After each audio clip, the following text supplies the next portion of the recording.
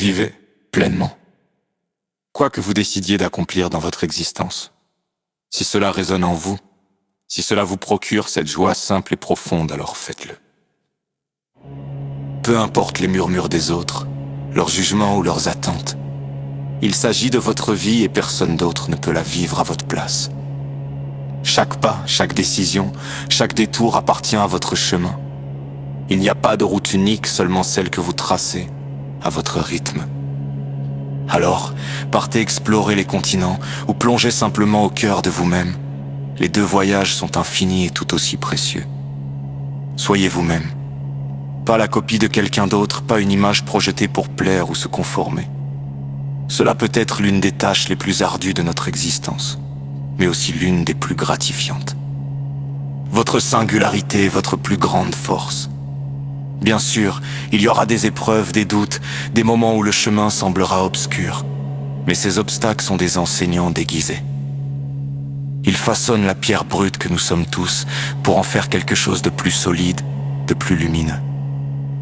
Chacun de nous est une pierre et ensemble, nous construisons le pont qui nous permet de traverser le fleuve tumultueux de la vie. Chaque rencontre, chaque mot, chaque geste que nous partageons est un peu de ciment qui renforce cette structure. Nous ne traversons pas seuls.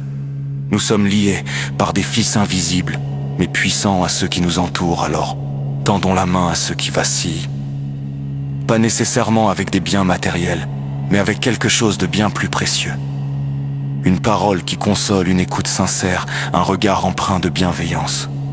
C'est dans ces gestes simples que réside notre humanité. Carl Gustav Jung, dans le livre rouge, écrivait: l'homme est-il relié à quelque chose d'infini ou pas? Cette question à elle seule peut transformer une vie, prendre conscience que l'essentiel est illimité, que notre lien à l'infini existe ici et maintenant. C'est détourner son regard des illusions et des quêtes vaines. Jung nous invite à comprendre que plus nous cherchons à posséder des biens, des apparences, des certitudes, moins nous nous connectons à l'essentiel et moins notre vie trouve de satisfaction. À l'inverse, ressentir ce lien avec l'infini nous libère, nos désirs s'apaisent, nos priorités se clarifient et notre vie prend un sens profond. C'est là que réside notre véritable richesse, dans notre capacité à incarner ce qui compte vraiment, à vivre en accord avec ce que nous savons être essentiel.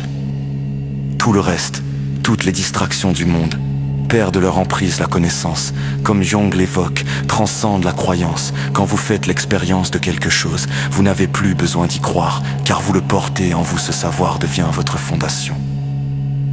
Je radote peut-être, mais il est bientôt l'heure pour vous de partir. Je suis heureux d'avoir croisé votre chemin, d'avoir partagé un fragment de cette traversée avec vous. Avant que vous ne preniez le large, j'aimerais vous offrir quelque chose, ce livre, Né pour aimer. Il m'a été offert autrefois par un homme de passage, un peu perdu, comme vous. Il m'a dit qu'il avait trouvé un refuge, un éclat d'espoir dans ces pages. Peut-être y trouverez-vous aussi quelque chose. Peut-être pas, mais il est à vous désormais. Prenez soin de ce que vous êtes et du voyage que vous accomplissez. Vous portez en vous l'infini. Vous venez d'entendre un extrait de mon roman.